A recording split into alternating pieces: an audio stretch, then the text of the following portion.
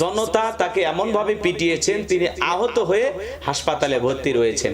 DB Harun সাহেব আপনারা সকলে জানেন তিনি একজন আলোচিত সমালোচিত ব্যক্তি, ভাতের হোটেল খ্যাত একজন ব্যক্তি। আবার সেই সালমান এফ রহমানকেও দেখিয়ে দিলেন। আর দাড়ি কাটার কারণে এই দরবেশ খ্যাত সালমান রহমানকে চিনতে পারেন নাই, তাকে চোরের মতো এভাবে বেঁধে নিয়ে যাওয়া হলো একজন সাবেক আইনমন্ত্রী আনিসুল হক এবং সালমান এফ রহমানকে এভাবে চোরের মতো বেঁধে প্রশাসনের ভাইয়েরা নিয়ে যাচ্ছেন। আজকে বাংলাদেশে এই দৃশ্য দেখার পরে আমরা অবাক হয়ে যাচ্ছি। ক্ষমতা, আহারে ক্ষমতা মানুষকে কোথা থেকে কোথায় নামিয়ে দিল। যে বাংলাদেশে অনেক ঘটনা ঘটতেছে, অনেক প্রশাসনের ভাইয়েরা গ্রেপ্তার হচ্ছেন, অনেক এমপি মন্ত্রী গ্রেপ্তার হচ্ছেন।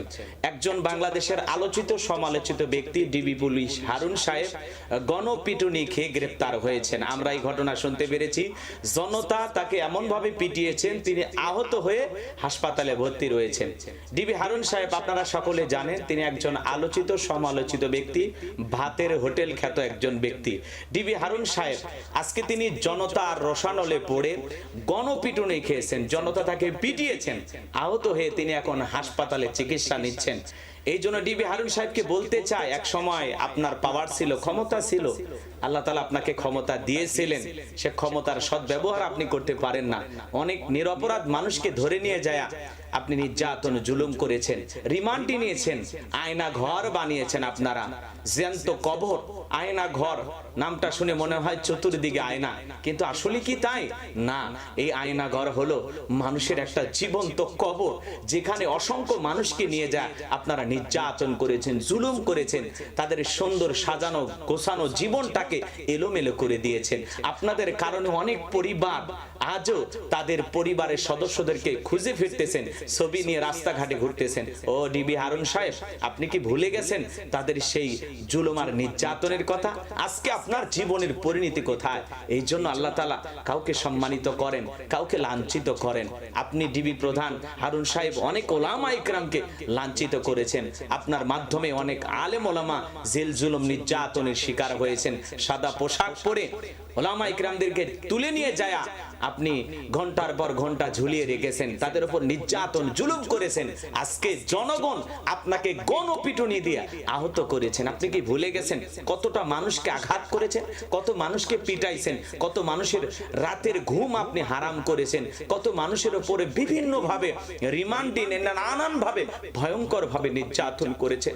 অনেক মানুষ ঘুমাইতে পারে নাই, কাউকে আপনি একবেলা খাইতে দিয়েছেন, কাউকে খাইতে দেন নাই, কাউকে গোসলের পানি পর্যন্ত দেন নাই, ওযুর পানি পর্যন্ত দেন নাই। কেউ যদি রোজা রেখেছিল এটা নিয়ে আপনারা কথা বলেছেন, এত রোজা কিসের? বিভিন্ন ভাবে আপনারা মানুষের উপর নির্যাতন জুলুম করেছেন।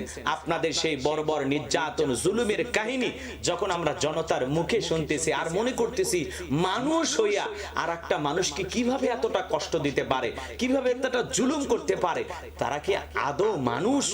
আমাদের মনে হয় না। আপনারা হলেন মানব রূপী পশু। কিভাবে পারলেন একজন মানুষ হয়ে আর এক মানুষকে আয়না ঘরে বন্দি রাখতে? কিভাবে পারেন একজন মানুষকে রিমান্ডে নিয়ে উল্টো দিকে ঝোলাইয়া এভাবে নির্যাতন জুলুম করতে? কিভাবে পারেন বিদ্যুতের শর্ট দিতে? কিভাবে পারেন বিদ্যুতের পাওয়ারফুল লাইটের ভিতরে আলোর ভিতরে জ্বালায়া মানুষকে ভাবে নির্যাতন করতে? কিভাবে পারেন একটা জ্যান্ত মানুষের হাতের নখ তুলে নিতে, পায়ের নখ তুলে নিতে? শুধু কি তাই, সুচ ঢুকিয়ে দিয়ে তাদের নানান ভাবে আপনারা কষ্ট দিয়েছেন, নির্যাতন করেছেন। কেন? কি অপরাধ তাদের? ইসলামের কথা বলতো, ইসলামী আন্দোলনের কর্মী ছিল, যারা জামাত শিবিরের লোক, এদেরকে আরো বেশি কষ্ট দিতেন আপনারা। অনেকেই বড় বড় নির্যাতন জুলুমের কথা বলতেছেন। একজন মাদ্রাসার শিক্ষক শিক্ষার্থী কান্না করতে করতে বলতেছেন, আমাকে 1 নয় 2 নয় 36 দিন ওরা আমাকে ঘুমাইতে দেয় নাই। 40 দিন আমার কালো কাপড় দিয়ে চোখটা বাঁধা ছিল, আমি দুনিয়ার আলো বাতাস দেখতে পারি নাই।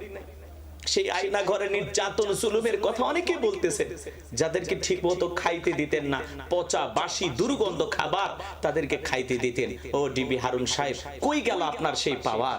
কই গেল সেই রাজত্ব?